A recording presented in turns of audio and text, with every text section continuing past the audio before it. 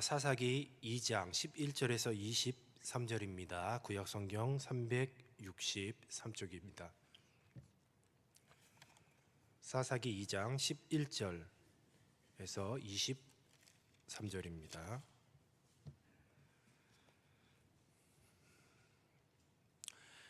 한 절씩 교독하겠습니다. 이스라엘 자손이 여호와의 목전에 악을 행하여 바알을 섬기며 애굽 땅에서 그들을 인도하여 내신 그들의 조상들의 하나님 여호와를 버리고 다른 신들 곧 그들의 주위에 있는 백성의 신들을 따라 그들에게 절하여 여호와를 진노하시게 하였으되 곧 그들이 여호와를 버리고 바알과 아스다롯을 섬겼으므로 여호와께서 이스라엘에게 진노하사 노략하는 자의 손에 넘겨주사 그들이 노략을 당하게 하시며 또 주위에 있는 모든 대적의 손에 팔아 넘기심에 그들이 다시는 대적을 당하지 못하였으며 그들이 어디로 가든지 여호와의 손이 그들에게 재앙을 내리시니 곧 여호와께서 말씀하신 것과 같고 여호와께서 그들에게 맹세하신 것과 같아서 그들의 괴로움이 심하였더라.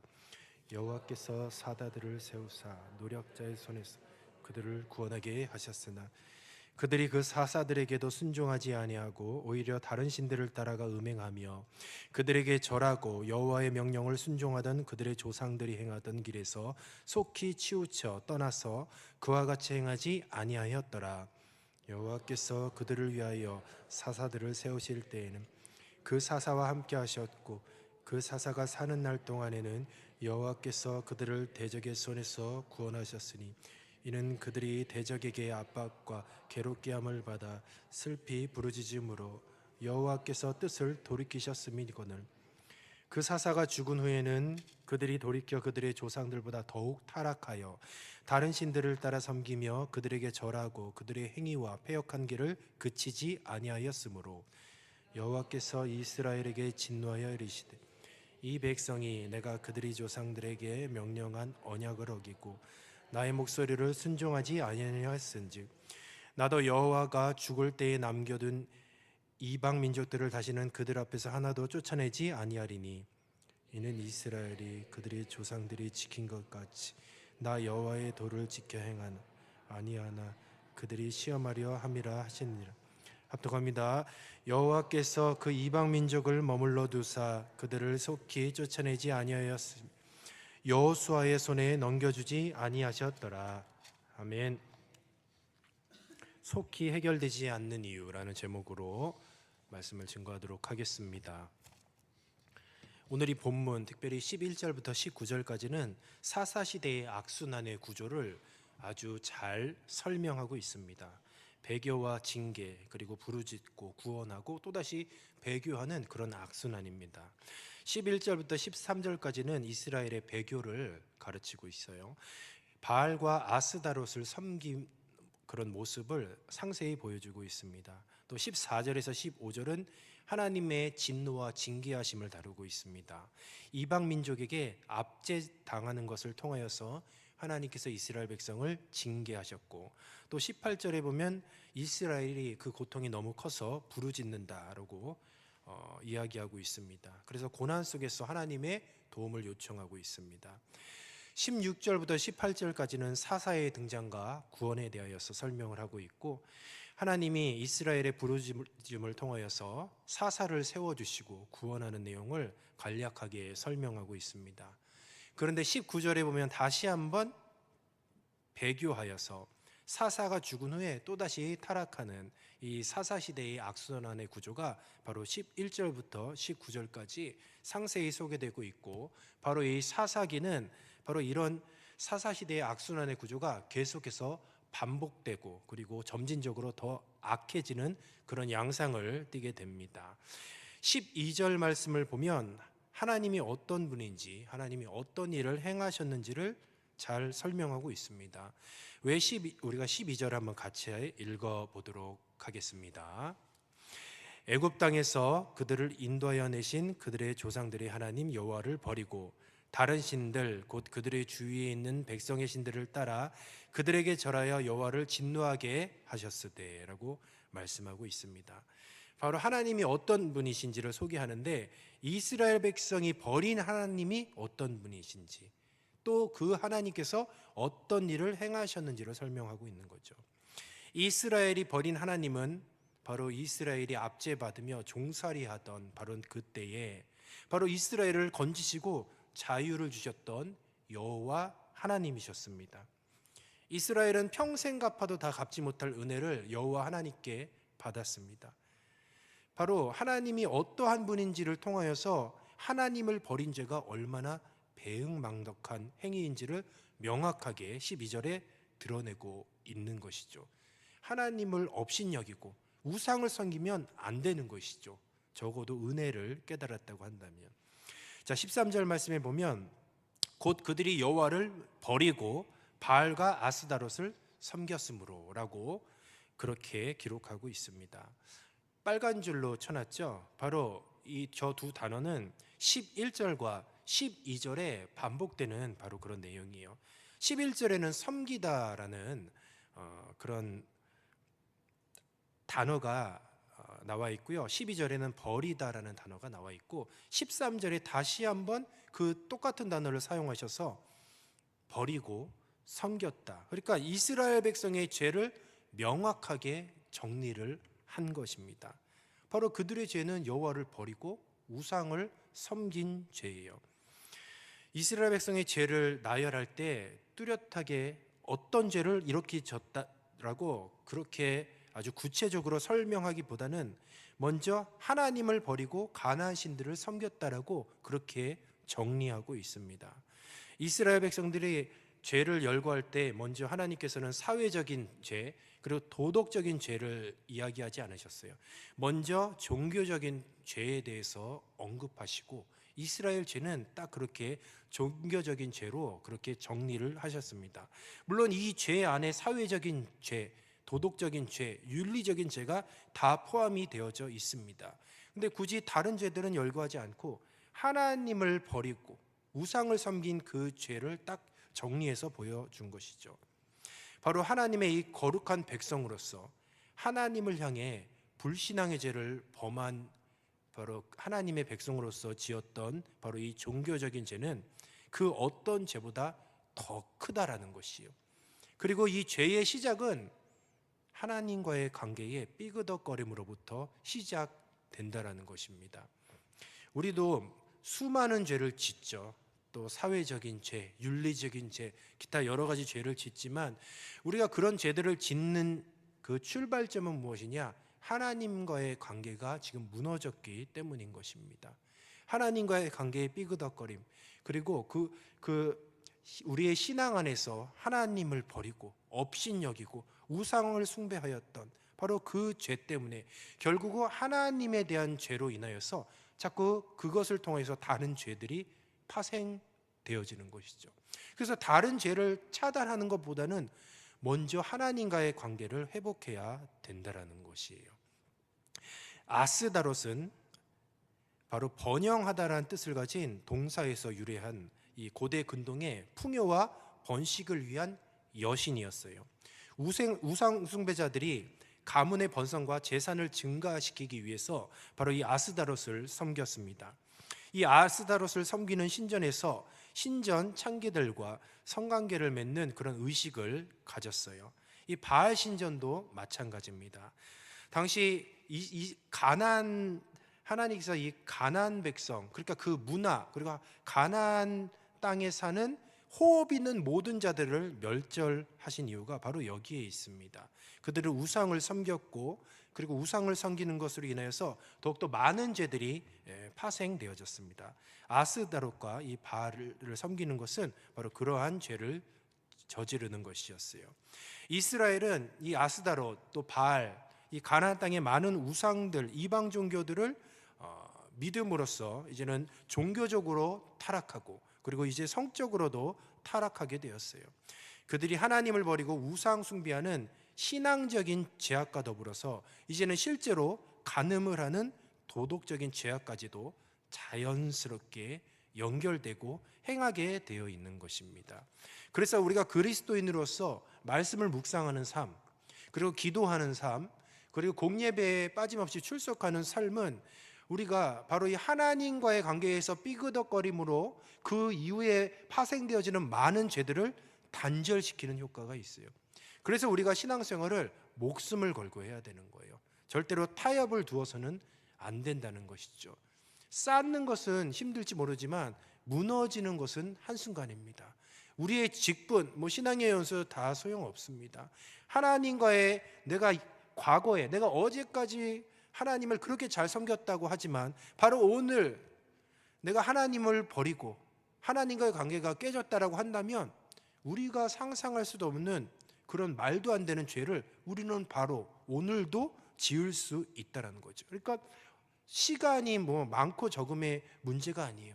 우리가 하나님과의 거리가 얼마나 멀어져 있는가에 따라서 우리가 수많은 세상 사람들이 짓는 그런 수많은 죄들도 동일하게 지을 수 있다는 거예요. 하나님의 백성은 제사장 나라로서 기능을 수행해야 했었습니다. 하나님을 섬기는 그런 본을 보여줘야 했었습니다. 하나님의 백성은 하나님을 잘 섬겨서 또 하나님과의 관계가 원만하고 또 하나님의 순종하는 그 하나님의 백성에게 복을 주시면 이방의 많은 백성들이 그 하나님의 말씀에 순종하여 하나님으로부터 복을 받는 그 하나님의 백성을 보고 하나님을 찾고 하나님을 만나게 돼야 되는데 그 제사장 나라로서의 역할을 해야 되는데 오히려 하나님의 이름을 더럽히고 세상의 타락한 종교와 풍속에 끌려가는 그런 나약한 존재로 전락해 버렸다는 거예요. 그래서 이스라엘을 향해서 하나님께서 진노하지 않으실 수가 없었던 것입니다. 그래서 20절에서 23절에는 하나님이 가나안 족속을 이스라엘 백성에게 남겨두신 이유를 설명하고 계세요. 바로 20절에서 22절에 설명하는데 이스라엘의 순종 여부를 시험하기 위해서 남겨두셨다라고 말씀하시고 또 오늘 본문은 아니지만 바로 다음에 있는 3장 1절에 보면 전쟁을 경험하지 않은 새로운 세대를 단련하기 위해서 하나님은 가나안 족속을 남겨두셨다라고 그렇게 설명을 하고 있습니다. 19절에서 21절까지의 말씀을 상고해 보면 인간의 계속 완악해지는, 그러니까 죄로 인해서 계속해서 완악해질 때 하나님이 어떻게 반응하셨는지를 잘 보여주고 있습니다. 이스라엘 백성들은 사사가 죽은 후에 바로 그들이 돌이켜서 그 열조보다 더욱 패역하여 다른 신지를 쫓아 우상을 섬겼다라고 말씀하고 있어요. 죄를 지었는데 그 열조보다 더욱 죄를 지었다. 그러니까 이전보다 그 죄의 강도가 더 세졌다는 거예요. 이스라엘 백성들이 세월이 흐를수록 하나님께 가까이 가는 것이 아니라 반대로 죄악과 우상 숭배에 있어서 그 타락의 정도가 더욱 심해졌다고 볼 수가 있습니다.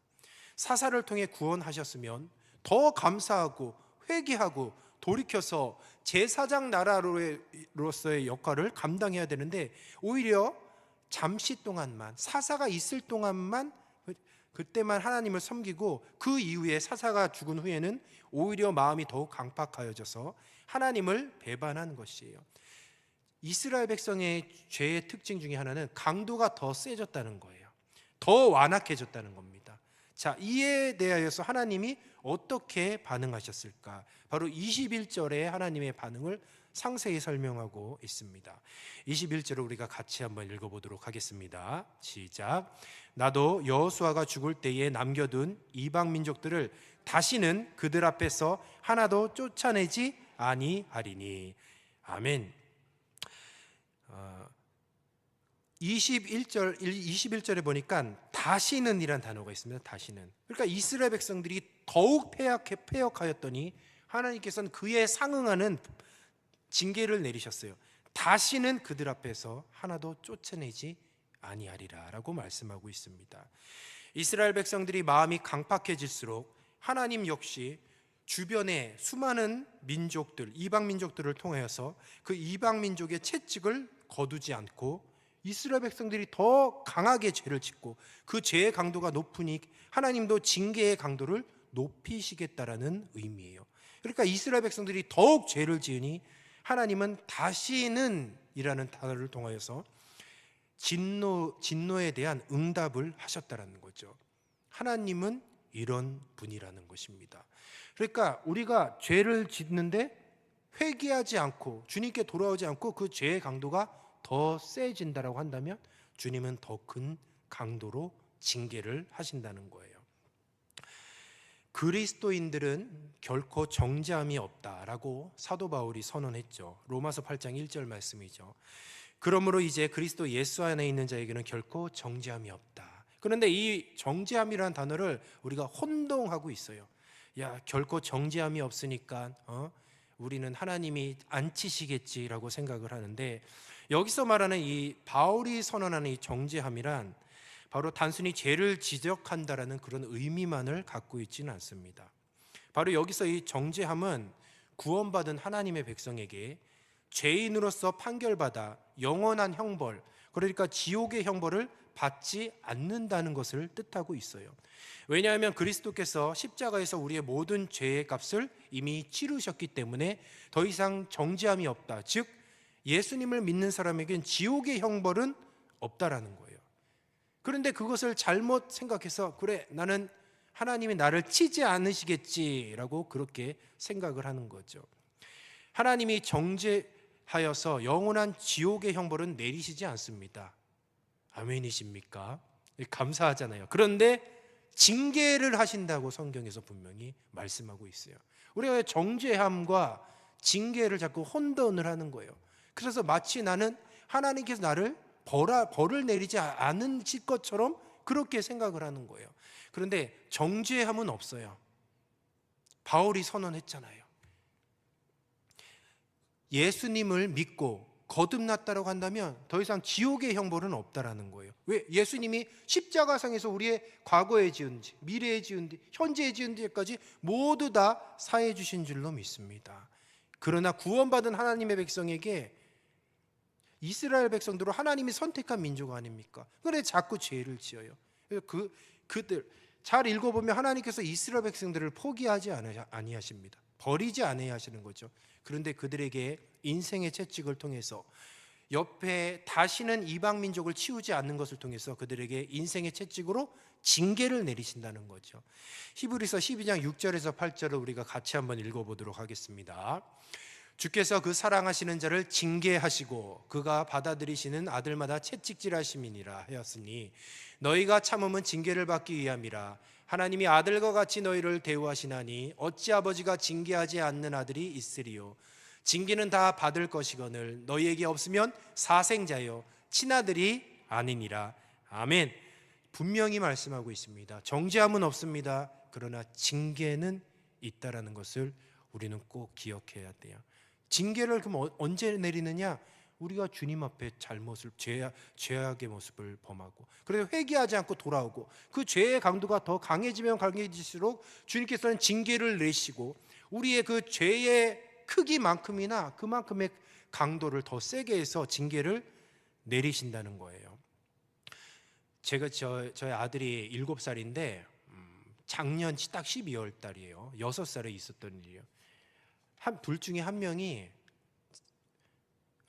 그냥 앞으로 이렇게 막 뛰는 버릇이 있습니다. 그러니까 이렇게 한눈 팔면 사라져요. 얘가 사라지는데 정말 한번 잊어먹은 거예요. 비가 오는 날, 그것도 날씨도 추운 겨울날 잊어먹어서 난리가 났죠. 이거 어떻게 해야 되나. 한 30분을 찾았습니다. 못 찾았죠. 하늘이 노래지더라고. 하늘이 노래져. 요즘 세상이 얼마나 악합니까? 혹시 납치는 되지 않았는가? 어디 뭐 잘못된 사고라도 일어나진 않았는가? 이렇게 걱정하다가 다행히 한 30분 후에 어떤 아주머니한테 전화가 왔어요. 다행히 목걸이를 채워놓고 있어서. 그래서 차를 타고 이제 찾으러 갔는데, 야, 어떻게 그 신호등을 건너서 그 멀리까지 갔는지 모르겠습니다. 한참 갔어요. 그래서 이제 그 아이를 데리고 차에 이제 저와 그 없어진 아이 단 둘이 이제 있는 거죠. 거기서 제가 6살 아이가 소화할 수 없을 정도로 얼마나 혼을 냈나 몰라요. 엄청나게 큰 소리로. 지금은 제가 이렇게 생글생글 웃고 있지만 그때는 악마의 모습으로 퍼부었어요. 한 20분 정도는 아마 소리를 질렀을 겁니다. 제가 뭐 나쁜 아빠여서 그렇습니까? 이유는 딱 한 가지예요. 다시는 잃어버리기 싫어서. 그래서 마음에 확실하게 내 각인을 시켜주겠다. 그래서 아주 20분 동안 소리를 지르며 그렇게 혼을 아주 혼꾸녕을 내줬습니다. 얘가 충격을 받은 것 같더라고요. 너무 심하게 혼내서. 그래서 외출을 하게 되면 아직까지도 전방 2m의 아버지가 없으면 뒤를 돌아봐요. 아버지를. 그렇게 아주 심하게 혼을 낸 거죠. 아주 혼이 많이 났어요. 그러니까 6살이 감당하지 못할 정도의 강도로 고래고래 소리를 지르며 엄청나게 혼냈습니다. 왜 혼냈을까요? 한 가지입니다. 잊어버리기 싫어서 그랬던 거죠. 만약에 제가 없어졌을 때 찾았으면 아들 사랑해 하고 엉덩이 뚝뚝 때려다 주고 그랬으면 어떻게 됐을까요? 다음에 또 잊어먹죠. 그러니까 한번 아주 마음에 도장을 한번 딱 새긴 거예요. 너 한 번만 더 이런 일하면 넌 그때 어디 부러질 줄 알아. 응? 이렇게 아주 강하게 마음에 아주 인을 친 거지. 한마디로 인을 쳤어요. 그러니까 얘가 이제 트라우마가 생긴 것 같아요. 아무튼 2m만 넘으면 딱 나를 확인을 하는 거예요. 그래서 눈 마주치면 안심을 하고 이렇게 돌아다니고 그렇게 하고 있습니다.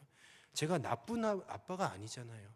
그렇잖아요. 근데 놔두면 또 잊어먹거든요. 그러니까 제가 어떻게 했냐요? 징계를 한 거죠. 징계를 한 거예요. 주님 히브리서 12장 6절에서 8절에 보면 저와 여러분, 나와 하나님과의 관계는 바로 자녀와 아버지와의 관계로 그렇게 표현을 하고 있습니다. 그리고 마치 아버지가 아들을 징계하는 것처럼 징계하고 채찍질한다라고 말씀하고 있어요.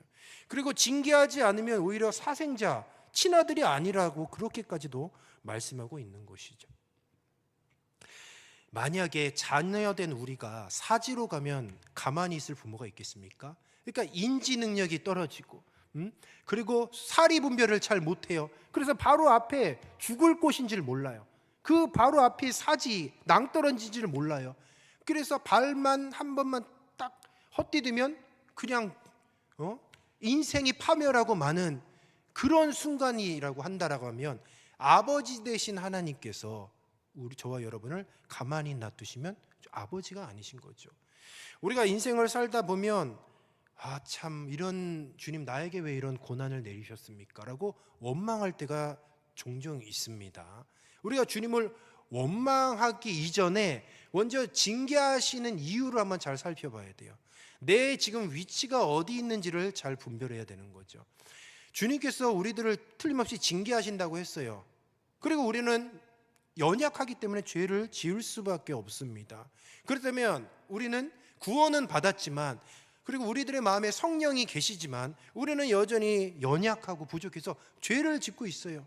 때로는 우리가 잘 분별하지 못해서 그 길로 가면 죽는 길이고 내 영혼이 피폐해지는 길입니다. 그럼에도 불구하고 계속해서 그 길로 가려고 해요. 가다가 이제 낭떠러지 앞에 딱 있습니다. 그러면 하나님께서 그래도 그래 사랑한다 하고 이빨림만 하고 가만히 놔두면 정말 하나님이 우리를 사랑하시는 것이냐? 그렇지 않다는 거죠.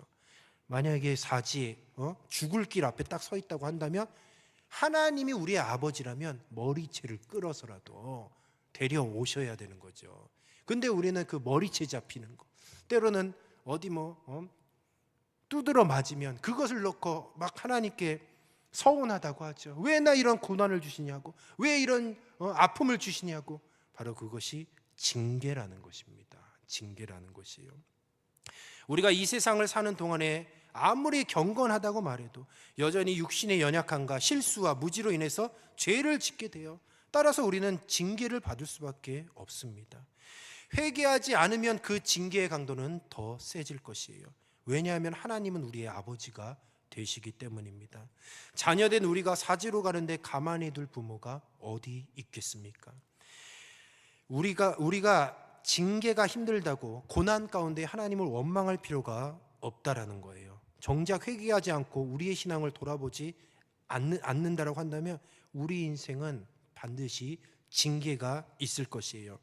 제가 동기 목사님을 통해서 한 가지 이야기를 들은 게 있어요. 우리 동기 목사님, 제 친구 이제 목사님이 사역하는 교회에 50대 초반 젊은 안수 집사님이 불과 며칠 전에 뇌출혈로 쓰러지셨대요. 20살 딸, 그리고 중학생 아들이 있으신 분이시고요. 초등부 부장으로 교회 중직으로 열심히 섬기고 계세요. 그런데 뇌출혈로 쓰러지셨어요. 그래서 다행히 수술이 잘 됐어요. 수술이 잘 됐는데 그 다음날 또 쓰러진 거예요, 뇌출혈로. 그래서 지금 뇌사 상태로 의식불명 상태입니다. 교회는 지금 초상집이에요. 이런 말하면 좀 그렇지만, 왜냐하면 교회에 중직이고 젊으시고 그렇게 열심히 하는 신실한 분이라는 거죠. 중환자실에 면회가 하루에 한 명 10분밖에 못하네. 그러니까 가족들도 면회하고 싶어도 면회를 못해요. 저는 이런 걸 볼 때 과연 하나님의 뜻이 무엇일까라는 생각이 들어져요. 그러나 우리는 알 수가 없죠, 하나님의 뜻을. 우리보다 죄가 많아서 과연 그렇게 쓰러지셨을까요? 그건 아닌 것 같아요. 왜냐하면 정말 열심히 신실하게 신앙생활 하시는 분이셨기 때문에요. 그러나 그것을 통해서 우리가 한 가지 깨달을 수 있는 것은, 하나님은 바로 오늘이라도 나를 징계하실 수도 있고 심판하실 수도 있는 분이라는 거예요. 하나님은 다 하실 수 있습니다. 어떻게 보면 우리는 애매한 존재예요. 구원은 받았어요, 십자가의 은혜로. 그러면 그 구원의 은혜에 보답하는 마음으로 미력이 남아 빚진 자의 마음으로 주님을 위해 충성해야 되는데 그렇지 않거든요. 매일 죄를 짓고 주님의 마음을 아프게 해요. 어떻게 보면 존재의 이유가 불분명해요. 우리가 지금 새 생명을 얻었다면 주님을 위해 충성해야 되는데 그렇지 않다는 거죠. 구원을 받았고 어찌되었건 한번 구원을 받았기 때문에 주님께서는 그 구원을 이루어 가시기 위해서 말 안 듣는 하나님의 백성을 어떤 방법을 쓰시냐? 징계라는 방법을 쓰시는 거죠. 그렇기 때문에 이 징계는 우리들의 입장에서는 힘들고 어렵고 괴로운 시간이지만, 우리 주님께서는 우리를 포기하지 않는 은혜인 줄로 믿습니다. 그리고 어떻게 해서든 우리를 구원으로 이끌어 가시는 하나의 사랑의 방법이라는 것이죠. 하나님, 내 인생이 왜 이렇게 고통스럽습니까? 왜 이렇게 마음이 아픕니까? 여러 가지 상황들을 통해서 그런 고통이 있고 혹시 그런 고난 가운데 있다라고 한다면, 내가 죄악의 자리에서 또다시 죄를 짓고 있지 않은지를 점검해 보시기 바랍니다. 그리고 주님을 원망하기 이전에, 주님, 나에게 징계를 버리지 않고 나를 포기하지 않고 끝까지 나를 붙잡아 징계해 주심을 감사합니다 라고 그런 감사의 기도를 해야 하겠습니다. 말씀을 정리하도록 하겠습니다. 징계하시는 아버지 되신 우리 주님께서 바로 자녀된 나를 사랑하시는 증거, 바로 그것은 징계예요. 징계. 나를 결코 버리지 않고 포기하지 않으시겠다는 하나님의 사랑에 확증된 방법인 거예요. 끝내는 구원을 이루시겠다는 보증인 줄로 믿습니다. 그래서 더 마음 편히 죄를 짓자라는 것이 아니라, 주님의 그 사랑이 놀랍고 우리를 징계하시지만, 인생의 채찍으로 때리시지만 그럼에도 불구하고 우리를 끝까지 포기하지 아니하시는 그 주님께 더욱더 감사하시면서, 그리고 이제는 나를 버리시지 않고 나를 끝까지 사랑하셨던 그 주님께 미력이 남아 그 구원의 은혜를 보답하는 삶을 살아야 하겠습니다. 나를 정죄하지 않고 징계하신다는 것은 그래도 하나님이 오늘 나에게 기회를 다시 한번 주신 줄로 믿습니다. 우리는 그 은혜의 기회를 붙잡아야 할 것이에요. 혹시나 지금 내가 스스로 봤을 때 나는 하나님의 징계 가운데 있는 것 같아, 아니면 그 징계로 인하여서 고난 가운데 있다라고 한다면, 철저히 주님 앞에 회개하시고 다시는 그런 죄를, 주님의 마음을 아프게 하는 죄를 짓지 않고 다시금 믿음의 자리를 회복하시며 더 감사하시는 저와 여러분이 되시기를 주님의 이름으로 축원합니다. 기도하겠습니다. 생명의 주님, 참으로 감사합니다. 정죄받아 지옥의 형벌받아 마땅한 죄인이지만 우리를 자녀 삼아 주시고 구원하여 주심을 감사합니다. 우리를 구원으로 이끄시기 위하여 때로는 우리가 죽음의 사지로 죄악된 곳으로 가고자 하는 우리를 붙잡아 징계하시기까지 사랑하시는 하나님 아버지, 참으로 감사합니다. 때로는 우리가 인생의 채찍으로 징계를 당할지라도 끝까지 나를 포기하지 아니하시는 주님의 그 사랑에 더 더 감사하게 하여 주시고, 그 사랑을 깨달았다면 이후로부터 주님을 더 기뻐하시는 삶을 살게 하옵소서. 날마다 습관적으로 반복적으로 짓는 우리의 모든 죄악된 모습들 주여 용서하여 주시고 다시는 그런 죄 짓지 않게 하옵소서. 감사하며 예수님의 이름으로 기도드리옵나이다. 아멘. 주기도